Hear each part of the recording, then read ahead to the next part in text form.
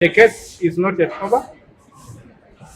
We are going to put in our best fight. And I think we have the petitioners that are here with some of the cases, and some of our legal counsel who are representing the petitioners in the first petition we filed. So we think we have a good case. We have the fight in us, fight, and to ensure that the people of Kenya are governed by the law, not by the whims of people in State House or the whims of people in Parliament.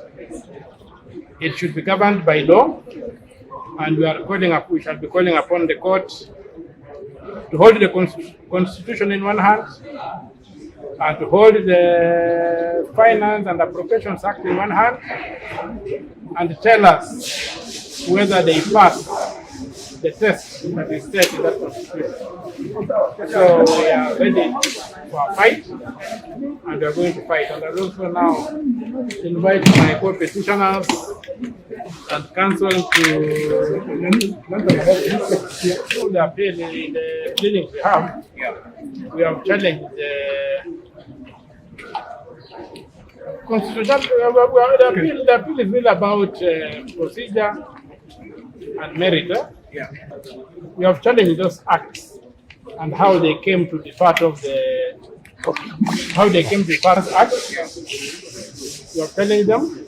We have also challenged provisions in terms of that they were required to go to the Senate, and they did not. We have also challenged the entire act for not having been taken to the Senate, because the law says if a provision affects the finances of counties or the works of county governments, then the Senate should consider.